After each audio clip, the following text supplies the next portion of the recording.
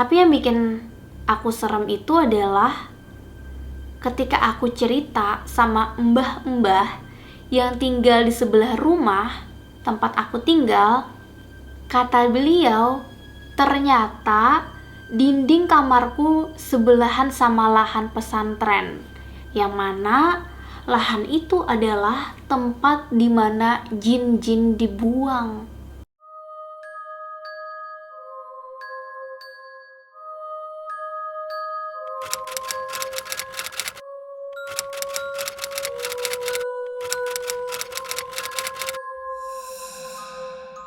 Halo semuanya, balik lagi bersama aku Gusti Gina. Dan kamu sudah ada di segmen Cookies, kumpulan kisah horor pendek. Sebelum masuk ke kisah-kisah kali ini, aku mau ingetin lagi nih ke kamu yang baru di channel ini atau yang belum subscribe. Silahkan diklik tombol subscribe dan nyalakan juga notifikasinya, biar nanti kalau aku update video baru, kamu gak ketinggalan videonya. Oke, so kita langsung saja.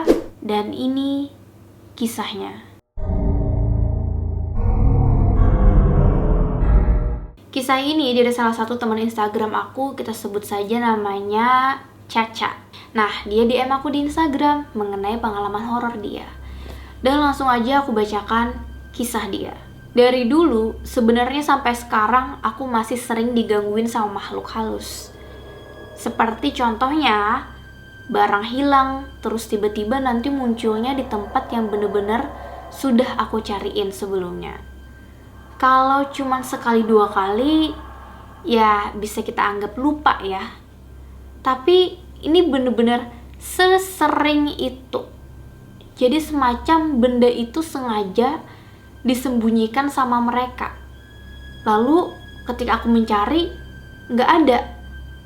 Tapi setelah itu, barang itu akan muncul di tempat yang sudah aku cari. Sampai pada akhirnya, ketika aku marah dan kesal karena barang-barang aku sering disembunyikan, aku pun teriak.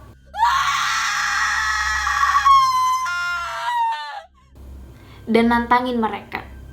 Dan benar saja, mereka semakin menjadi-jadi gangguin aku. FYI, kebetulan mama aku itu seorang bidan, tinggal di desa. Otomatis, waktu itu pun aku juga pindah ke sana. Walaupun tidak lama sih, sekitar 1 tahun aja. Kita tinggalnya di rumah pemerintah atau Poskesdes. Di setiap pulang sekolah, biasanya aku sendirian di rumah. Dan ketika aku sendirian, itulah momen-momen aku sering diganggu. Bahkan kadang-kadang mereka juga gangguinnya berlebihan. Masa ada suara orang pelan ngomong kayak mendesah di samping kuping aku. Dia bilang, tentu aja itu bikin takut, merinding dong. Lalu selain itu juga ada pintu yang tiba-tiba ketutup dengan kencangnya, seolah-olah kayak dibanting. Dan barang-barang peralatan medis di rumah itu berjatuhan, yang membuat keributan. Tentu aja hal itu bikin aku takut sekaligus kaget. Ya, siapa yang gak kaget kalau tiba-tiba ada yang banting pintu dan barang-barang medis mama aku berjatuhan. Padahal itu kejadiannya di siang hari loh, bukan malam hari. Saat kejadian aku gak berani ngecek. Tapi setelah orang tua aku balik ke rumah, aku pun ngecek ke ruangan yang tadinya bunyi ribut, barang-barang medisnya berjatuhan. Tapi rupanya ketika aku lihat di ruangan itu, barang-barang medis sama aku tuh masih tersusun rapi, tidak jatuh. Padahal baru saja siang tadi aku mendengar barang-barang itu berjatuhan. Hal inilah yang bikin aku akhirnya saat-saat sendirian di rumah, aku memilih mendengarkan musik kencang-kencang biar tidak fokus sama hal-hal yang begituan. Syukurnya sekarang udah pindah ya ke Banjarbaru, ke kota, tidak di desa itu lagi. Tapi walaupun begitu, kadang-kadang aku masih diganggu. Paling sering sih gangguan-gangguan suara. Bahkan di antara mereka ada yang memanggil namaku. Wah, mereka sampai hafal namaku. Kisah selanjutnya juga masih dari teman Instagram aku, namanya Ayu. Nah, di sini dia DM aku dan aku langsung bacakan kisahnya. Jadi, dulu aku sempat tinggal di Jogja untuk beberapa waktu. Karena lagi galau dan patah hati, aku jadi insomnia alias tidak bisa tidur. Aku juga suka replay lagu-lagu Let Her Go, nyanyi-nyanyi sendirian sampai tengah malam. Karena suasana lagi galau. Biasa putus cinta. Nah, pada saat itu, posisi tempat tidur aku itu bersebelahan dengan lemari baju. Jadi di waktu itu pas jam 12 malam, aku lagi pakai headset dengerin lagu nih. Terus tiba-tiba ada yang ketawa pas di sebelah telingaku. Sambil ngomong agak sedikit kasar, kayak menyuruh. Dia bilang, "Tidur!" Ya, seperti itu. Setelah tertawa dan menyuruh tidur. Sebenarnya nggak begitu serem ya, karena itu bentuk suara. Tapi yang bikin aku serem itu adalah ketika aku cerita sama mbah-mbah yang tinggal di sebelah rumah tempat aku tinggal. Kata beliau, ternyata dinding kamarku sebelahan sama lahan pesantren, yang mana lahan itu adalah tempat di mana jin-jin dibuang.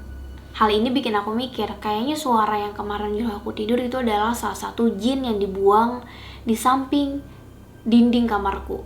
Kebanyakan hantu cuma mau kenalan sama aku, sekali menampakkan aja. Kalau sudah menampakkan, besok-besoknya mereka tidak akan muncul-muncul lagi. Jarang lah ya. Yang serem itu ketemu hantu cewek pas waktu di Medan. Nah, pada saat itu lagi prapon. Waktu itu kan aku capek banget ya. Kebetulan tidur di extra bed di bawah. Nah, saat aku tidur, rupanya ada hantu yang duduk di atas lemari, cekikikan. Dia tertawa melihat aku. Aku berusaha setenang mungkin dan tidak menggubris sosok itu. Karena aku mengacuhkan dia, rupanya sosok hantu perempuan ini dia marah. Dan dia dari atas lemari turun ke bawah, langsung menghadap ke arahku, berteriak di sampingku, "Ah!" Dan benar-benar kerasa panas di sekitaran telinga hingga pipi aku. Di tempat dia berteriak. Karena diteriakin seperti itu, ya aku shock dan kaget dong, sekaligus takut. Padahal pada waktu itu jam 3 subuh. Aku langsung berdiri, lari, dan gedor-gedor kamar sebelah. Untungnya teman kamar sebelah mau bukain, dan ya aku tidur di sana sampai pagi. Karena ketakutan abis diteriakin tadi.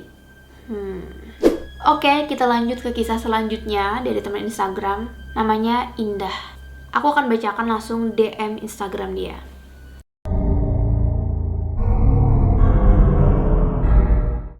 Waktu SMP, aku sama 2 teman aku ke kamar mandi. Dan pas banget cuacanya lagi mendung-mendung gitu. Karena cuacanya mendung, otomatis suasana di kamar mandi itu agak gelap. Pas sampai kamar mandi, kita dengar kayak ada yang nyalain keran. Terus pintunya juga ketutup setengah.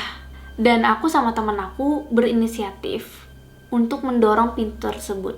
Karena penasaran. Perlahan kami dorong, karena kan tadi ada suara air ya di dalam. Tapi ternyata ketika kami dorong dan terbuka pintunya, kami berdua sama-sama kaget, nggak ada orang di sana.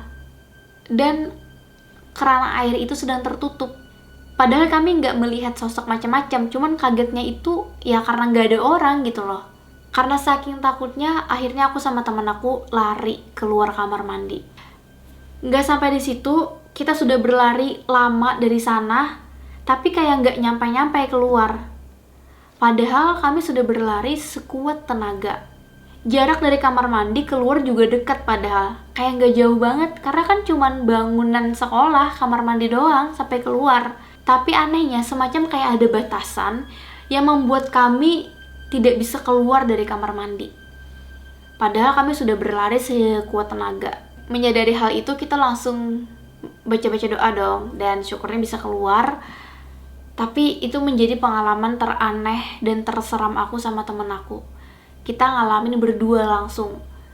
Setelah itu kita cerita-cerita ke teman dan didapatkan cerita kalau memang kamar mandinya seram karena di zaman dulu, biasalah cerita hantu sekolah, di kamar mandi itu ada pernah siswa yang gantung diri. Dan dia gantung dirinya di salah satu bilik kamar mandi yang memang bilik kamar mandi itu sampai sekarang, sampai saat itu aku sekolah, itu dikunci rapat-rapat alias digembok.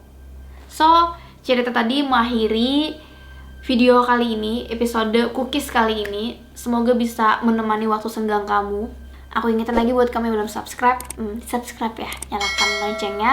Sampai jumpa di video selanjutnya. Bye!